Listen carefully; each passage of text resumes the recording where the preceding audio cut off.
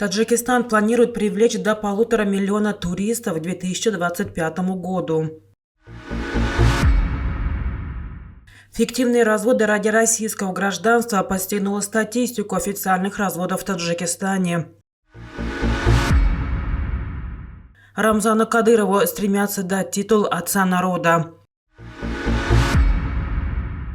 В Грузии скончался бывший глава Российского центра экстремальной журналистики Олег Панфилов.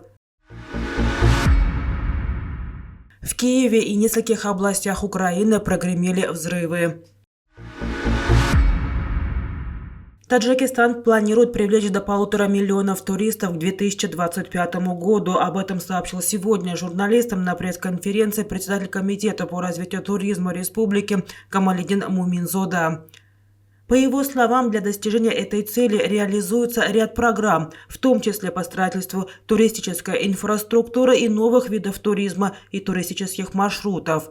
Один из видов туризма – это агротуризм. Кроме того, ведутся работы по созданию рекламных туристических роликов.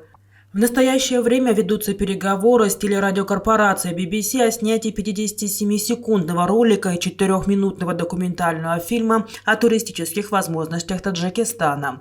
По данным Комитета по развитию туризма страны, в 2022 году Таджикистан посетили 999,3 тысячи туристов. 13 тысяч разводов зарегистрировано в Таджикистане в 2022 году, что на 162 разводов больше, чем годом ранее. Об этом на пресс-конференции сообщила глава Комитета по делам женщины и семьи Республики Таджикистан Хилолби Курбонзода. Проблема семейных разводов существует во всех странах. Наш комитет, конечно, работает в этом направлении, но пусть каждый из нас задаст себе вопрос, что мы сделали, чтобы предотвратить развод хоть одной семьи, отметила Хилолби Курбонзода. По ее словам, причины разводов разные – социально-экономические проблемы, противоречия и недопонимания в семье и другое. Другая причина разводов, как считают в Комитете по делам женщин и семьи, заключается в намерении мужей получить российское гражданство. Мы выбрали несколько районов в качестве пилотных в Хатлонской области, Рашской долине, Горно-Бадахшанском автономном округе.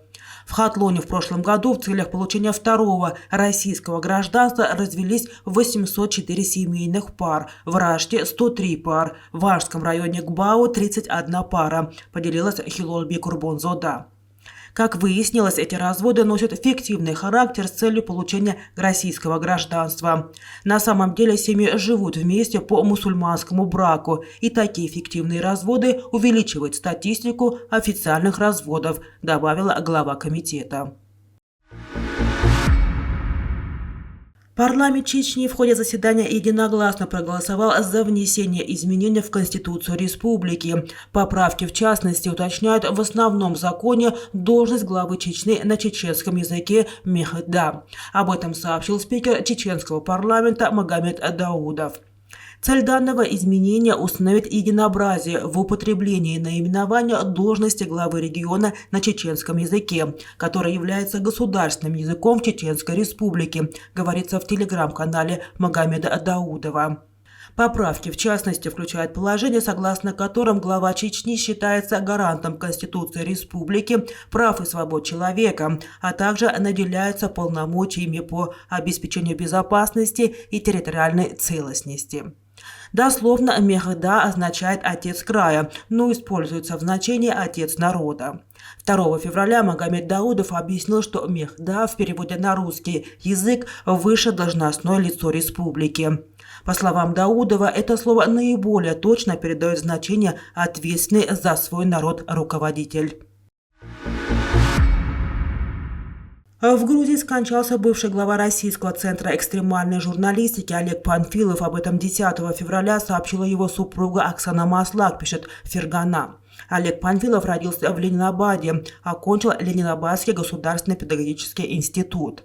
Сначала работал учителем, затем вел программу на таджикском телевидении, работал журналистом в газете «Комсомолец» Таджикистана, корреспондентом независимой газеты агентства «Ассоциация Пресс» до 2010 года, сотрудничал с «Радио Свобода». Автор и составитель около 60 книг, автор сценариев 8 фильмов. Олег Панфилов руководил Московским бюро Комитета защиты журналистов, был директором Центра экстремальной журналистики, созданного 1 февраля 2000 года как правозащитная структура Союза журналистов России, но в 2008 году переехал в Тбилиси на постоянное место жительства. Позже получил грузинский паспорт. Одной из причин своего отъезда в Грузию журналист назвал состояние свободы слова в России, где и журналисты не хотят бороться за свои права, и власти устраивают всякие препятствия, чтобы подавить остатки независимой журналистики. На всей территории Украины была объявлена воздушная тревога, передает об этом страна.уаз со ссылкой на систему оповещения граждан. Сообщается о взрывах в Киеве, Львове, Харькове, Херсоне, Запорожье, Кривом Роге над Одессой, в Кременчуке, Полтаве, в Кировоградской и Николаевских областях. Укрэнерго сообщает об обстрелах нескольких объектов инфраструктуры в восточном, западном и южных регионах, которые привели к перебоям в электроснабжении. Президент Украины Владимир Зеленский назвал очередной ракетный обстрел страны террором, который необходимо остановить. По его информации, с утра в пятницу Россия выпустила как минимум 70 ракет, по меньшей мере 60 ракет были сбиты. Все их мишени были гражданские, гражданская инфраструктура. К сожалению, были попадания и есть жертвы. Мои соболезнования родным, сказал Зеленский в видеообращении, размещенном на его страницах в социальных сетях. По его словам, несколько российских ракет прошли через воздушное пространство Молдовы и Румынии.